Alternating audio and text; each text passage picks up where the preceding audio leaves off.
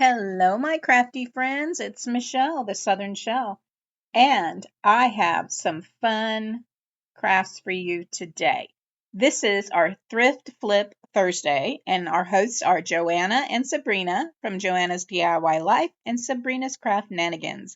I will link their channels along with a playlist in my description box below to the other lovely creators joining us today. This is all about thrift flips, yard sale finds, dump finds, makeovers, trash to treasure. And guys, I have some really budget-friendly, patriotic DIYs for you today.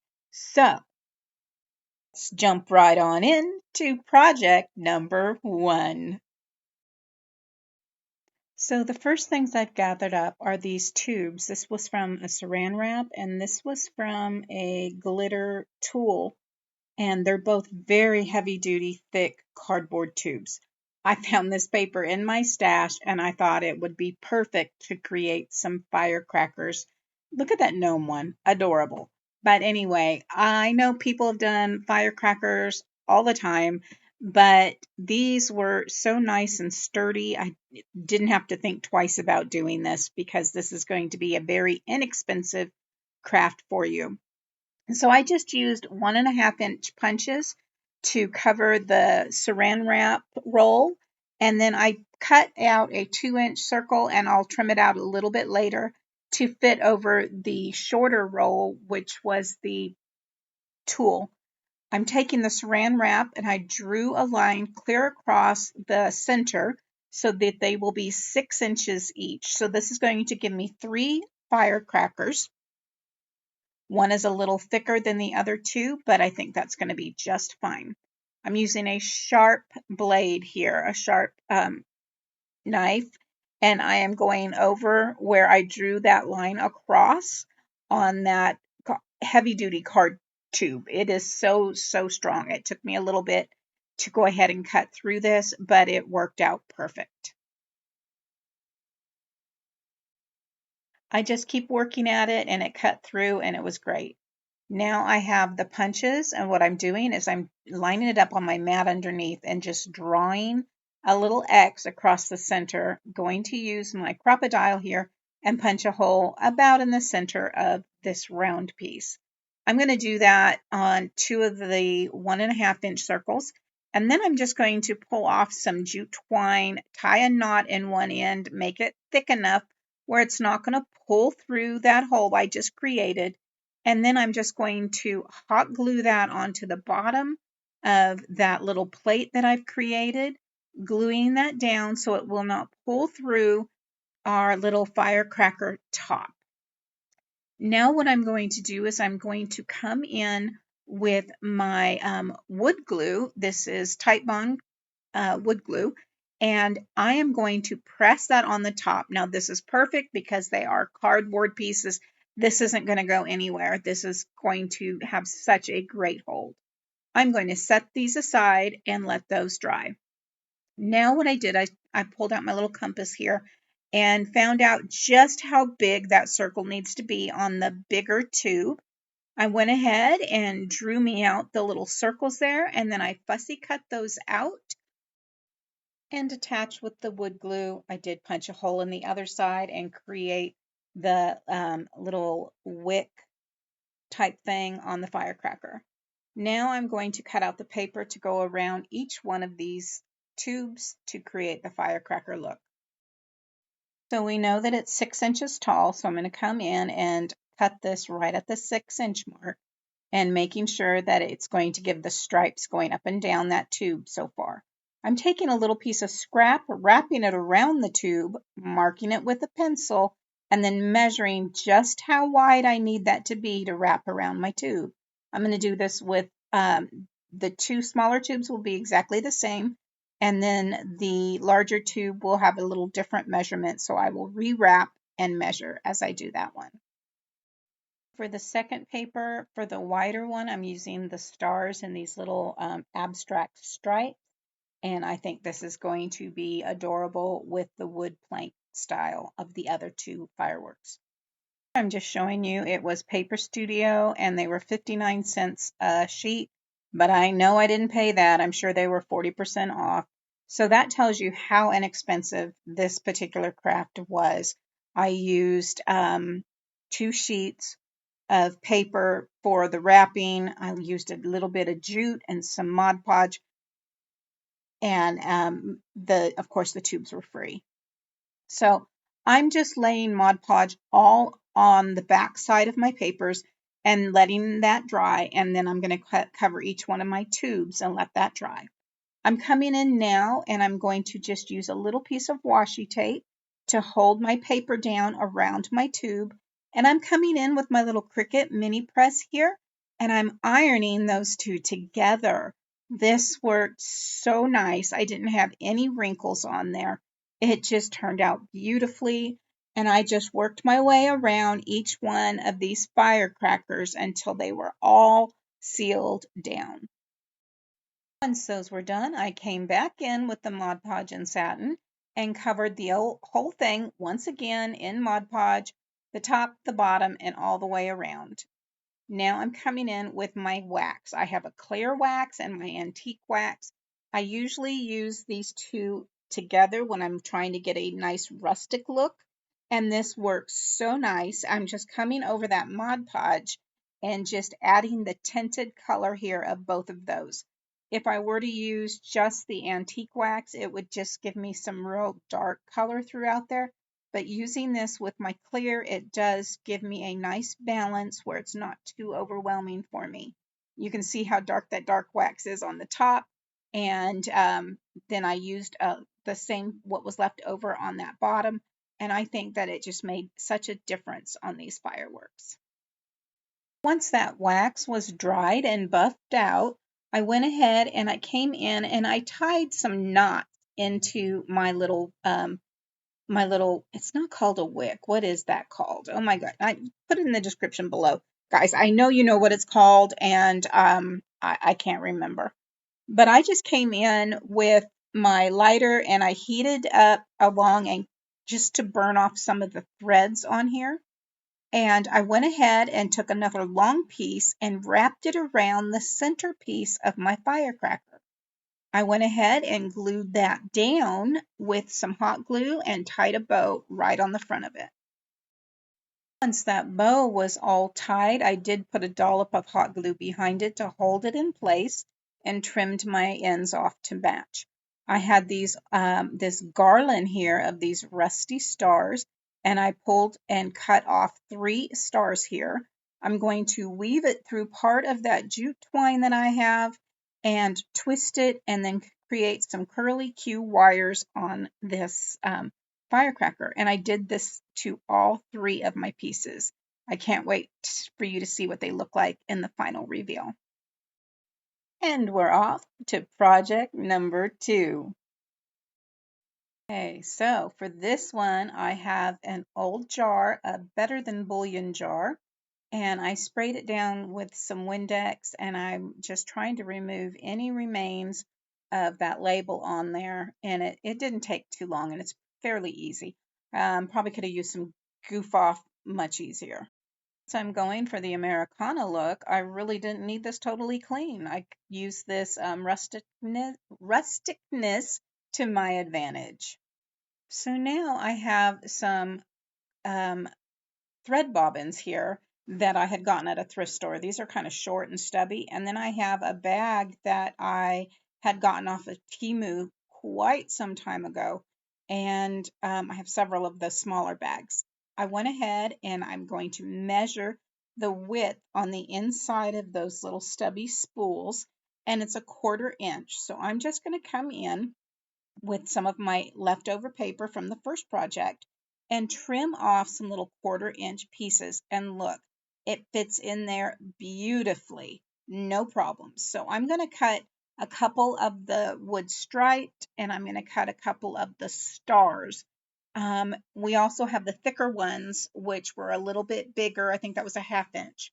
I'm now going to come in once again with that antique and clear wax. I'm going to cover all of these little thread spools and get them all dried and polished and set aside. Once those were all dry, I just have all my pieces here. That long one I just needed Rustic kind of cut right in half, so it wasn't a big deal. I went and pulled out some scrap laces out of my fabric lace jar, and I am going to go ahead and just pull a red, white, and blue out of there. And here I'm just coming in and polishing these up because I hadn't done it yet. Once those were done, I came in with my Distressed Oxide Vintage Photo and inked the edges of the papers that I cut out. With the darkness of the wax on the spools now, this actually helped to blend it in and make the paper look just as rustic as the spools are. Once I had all those done, I'm coming in with my art glitter glue. This is a water-based glue, so it does not take much, and I'm just putting it along the back side of my paper and wrapping that all the way around my little spool here.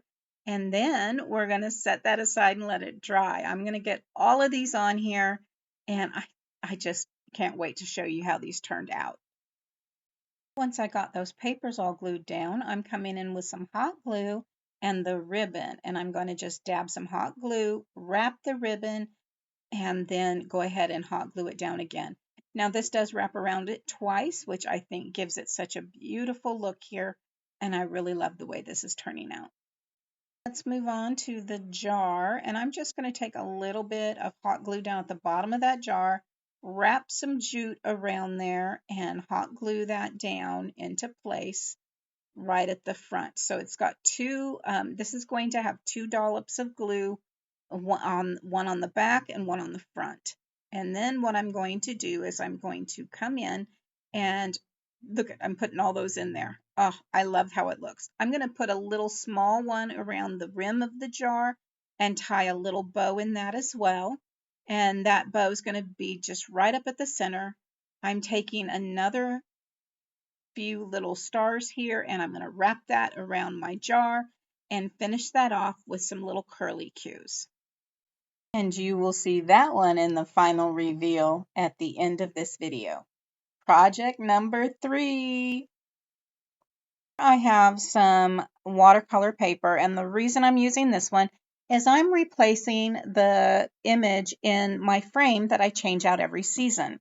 So I have this one, my frame is an 11 by 14. So I'm just going to trim a 1/2 inch off the bottom of this, and that's going to fit in my frame nicely.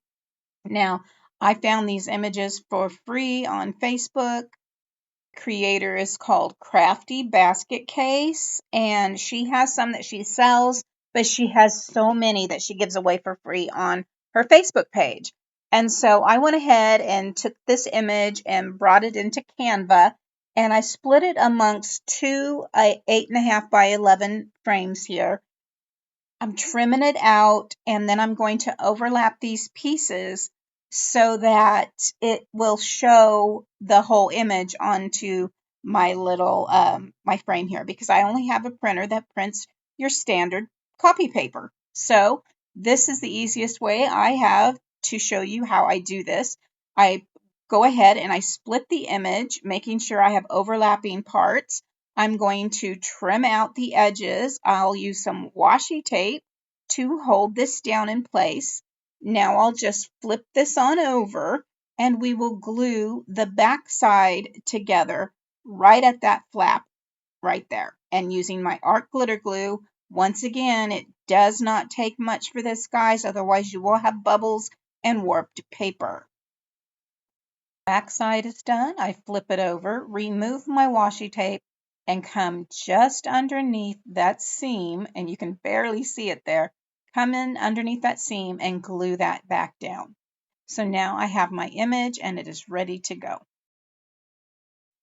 Because my image is a little bit smaller than my white background page, I'm just going to come in with this other Americana sheet here, and I'm going to glue those down first to the edges of my, the top and the bottom of my watercolor paper here to give me a good border on this for this framed image.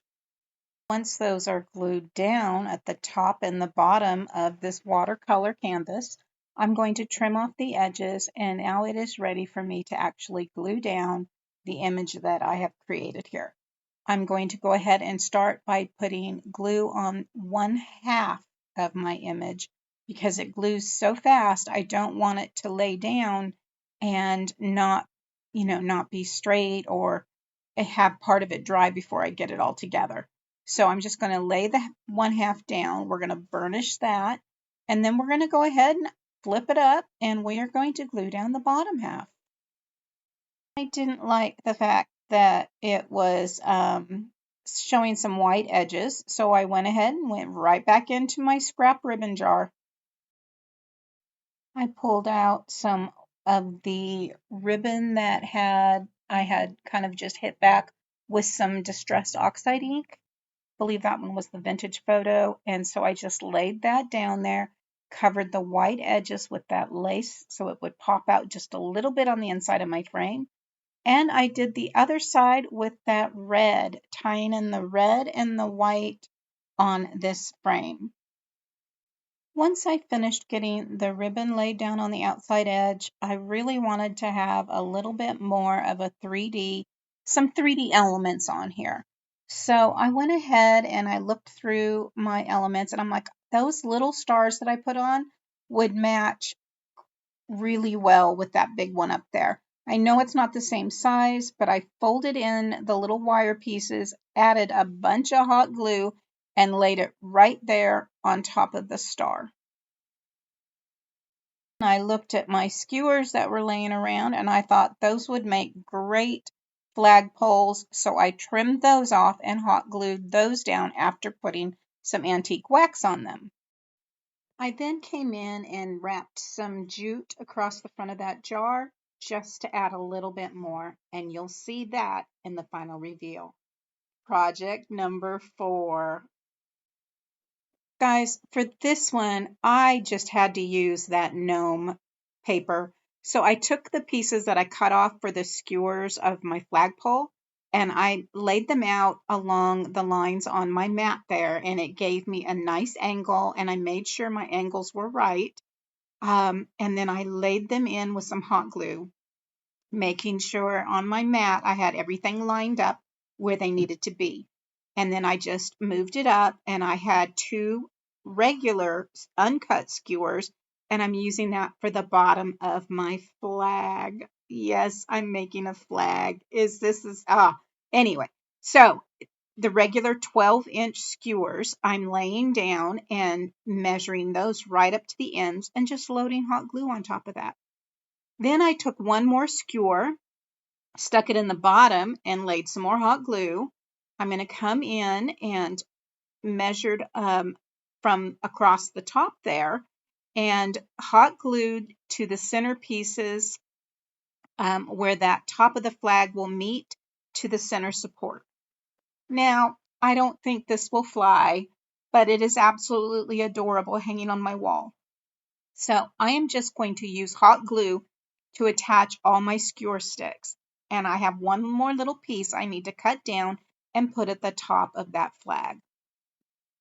And all I did was put some hot glue down. I laid it in the hot glue, and then I added hot glue over the top of all my seams where all of my joints are for this flag. I just came in, hot glued everything on the top, and let it sit and cool down and cure. Once that was all done, I came in with my Cricut spatula and popped it right up off my mat. Now I'm just going to come in with the stars and the little stripes on the top there, and I'm going to outline on the about a 1/2 inch on the outside of that top of my frame, and I'm going to cut this out. This is going to be simple, guys. This is going to be so simple. I'm going to do the same thing with the bottom and the gnome paper. I had to use this. I thought it was so adorable, and it's been in my stash for so long. I just had to use it. So I'm going to trim these out right along those lines. You're not going to see this. This is going to be on the back side of our flag, so it really doesn't matter. Now I'm going to go ahead and decide what side I want to glue down. I'm going to come in and just hot glue that bottom piece down across that that is the brace across the, it's not even the center of the flag, is it? Our kite. Oh my gosh. But I glued that part down, flipped it over, and then came in and laid hot glue all underneath those skewer sticks to create a bond all along those skewers to the paper. Once that was set, I'm just going to come in and roll it up and over. You can see me just pressing it down with my fingers. I did come in and just do a little trim, little angle cut there to so that when I laid this down, I'm not going to have a bunch of bulk paper hanging over the top of that flag. Kite. It's a flag kite. How about that? I did the same thing on the other side where I'm laying hot glue around the top, and I just rolled it right on over there, giving us the top of that. I did the same thing to the bottom, and now I'm coming in with my Distressed Oxide Vintage Photo, and I'm inking up all around the edges of this kite. Back into my scrap jar of lace, I am actually going to glue some of these pieces together to make a tail. You know, every kite needs a tail. So I'm doing a red and a white, in quotation marks here, because that's not bright red and that's not bright white. And I'll do one in the blue as well. And then I'm going to just stack those up and glue them on the back side of this kite. I actually did 4 of the ribbons, one that was more of a brighter white and one that I had hit back with some antique linen Distressed Oxide ink. And now I'm just coming in and hot gluing those so that they're actually spread out like a wing, just so a fan, like a fan, so that it would spread more out as I hung this up. And there you have it. Look at that in that frame, that free image. I will put a link to her Facebook below, but oh my gosh, that is gorgeous. I love how it turned out. I love adding the few little 3D effects on there just to give it a little pop. And then of course we come down to our spools. Oh my gosh, I love how that turned out, using the jar and wrapping some jute around there, and then using that 4th of July paper on those spools and some ribbon. I think it is adorable. Oh my goodness. Okay, and the kite. I love that. I love that. I used some scrap ribbon and hot glued those together to create that tail.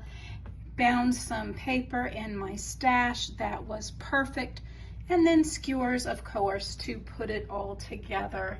And then my upcycled saran wrap rolls into the adorable firecrackers. I know people do firecrackers all the time, but I really do love how those turned out. I'm so pleased with the setup. Guys, thank you so much for joining me today. Don't forget to check out our hosts and the playlist below in my description box. If you like this, please give me a thumbs up. I do appreciate it, and it does help my channel grow. As always, stay safe, God bless, and bye for now.